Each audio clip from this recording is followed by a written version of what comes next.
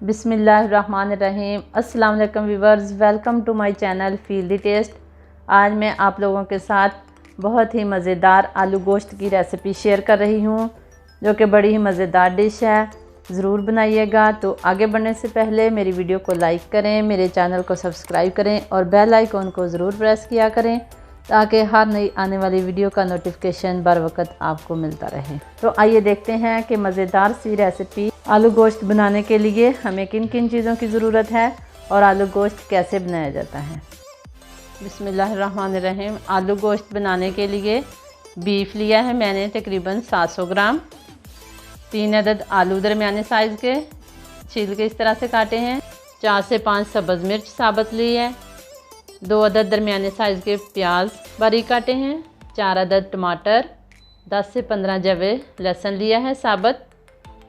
1/4 चम्मच हल्दी, 1 चम्मच गरम मसाला पाउडर, आधा चम्मच लाल मिर्च पाउडर, आधा चम्मच नमक और ये खड़ा मसाला है। इसमें 2 से 3 टुकड़े दालचीनी, 3 अदद छोटी इलायची और 10 से 15 काली मिर्च साबुत, आधा कप दही, 1 चम्मच कौरमा मसाला लिया है और 1 चम्मच कुटा हुआ अदरक लिया है।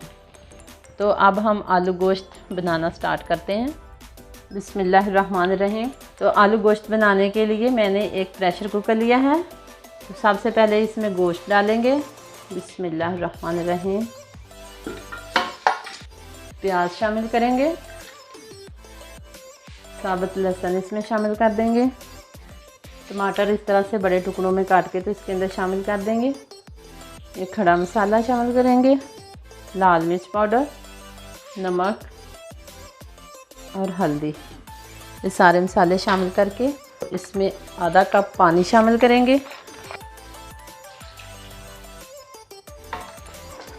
अच्छी तरह से इसको मिक्स कर लेंगे।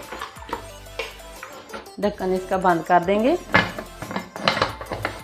और इसे तकरीबन 15 से 17 मिनट के लिए छोड़ देंगे। पहले 10 मिनट हम आंच तेज़ रखेंगे, इसके बाद स्लो कर देंगे और इसको हम तकरीबन सीटी बजने के बाद 15 मिनट तक पकाएंगे।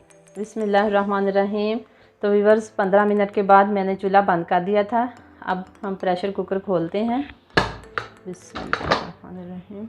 चूल्हा फिर से ऑन करेंगे।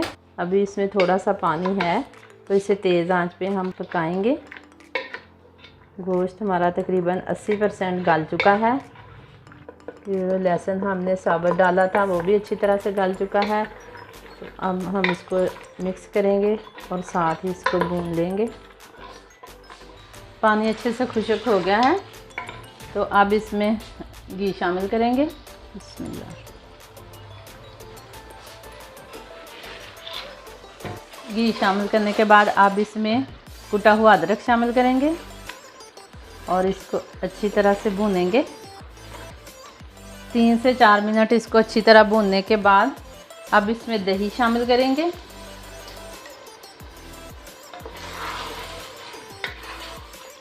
अब इसमें शामिल करेंगे आलू। आलू शामिल करने के बाद अब इसको 2 मिनट के लिए प्रेशर लगाएंगे ताकि आलू अच्छी तरह से गल जाएं। 2 मिनट के लिए प्रेशर लगाने के बाद हमने खोल लिया है। तो गैस को फिर से ऑन किया है। हमारे आलू भी अच्छी तरह से गल चुके हैं और गोश्त भी बहुत अच्छी तरह से गल चुका है। ये आप इस तरह से तोड़ के देख सकते हैं, आलू जो हैं गल चुके हैं। अब हम इसको थोड़ा सा भुनेंगे और इसमें सब्ज़ मिर्च ऐड करेंगे, साबुत ही जाएगी इसमें, और ये गरम मसाला शामिल करेंगे। इसके साथ ही हम इसमें ये कौरमा मसाला शामिल करेंगे। अच्छी तरह से मिक्स करने के बाद 1 मिनट के लिए इसको भुनेंगे। माशाल्लाह से बहुत ही अच्छी खुशबू आना शुरू हो गई है। मसाला हमारा अच्छी तरह से भुन चुका है। ये देखिए घी अलग होना शुरू हो गया है। तो अब इसमें हम पानी शामिल करेंगे। पानी हम अपने मर्ज़ी से शामिल करेंगे, जितना हमने इसका शोरबा बनाना है उतना ही पानी शामिल करेंगे। साइडों से हम इस तरह से चम्मच की मदद से उतार लेंगे। ये मसाला जो है जो भूनते वक्त ऐसे साथ लग जाता है, तो इसको अच्छी तरह से उतार लें। 2 मिनट के लिए हम इसको दम वाली आंच पे ढाँप के रख देंगे ताकि पानी जो है वो अच्छी तरह से पक जाए, कच्चा ना रहे और ऊपर घी आ जाए, ये प्यारी सी तरी बन जाए। तो फिर हम इसकी फाइनल लुक दिखाएंगे। माशाल्लाह माशाल्लाह अल्हम्दुलिल्लाह, हमारा मज़ेदार सा आलू गोश्त तैयार हो गया है। बहुत ही अच्छी खुशबू, बहुत ही जायकेदार बना है। तो अब हम इसे डिश आउट करेंगे। अल्हम्दुलिल्लाह हमारी आज की मज़ेदार सी डिश आलू गोश्त बनकर तैयार हो गई है। बहुत ही मज़े की बनी है, ज़रूर ट्राई करें। मेरी वीडियो को लाइक करें, मेरे चैनल को सब्सक्राइब करें और बेल आइकॉन को ज़रूर प्रेस किया करें ताकि हर नई आने वाली वीडियो का नोटिफिकेशन सबसे पहले आप तक पहुंच सके। अल्लाह ताला हम सब का हामी और नासिर हो। अल्लाह हाफिज़।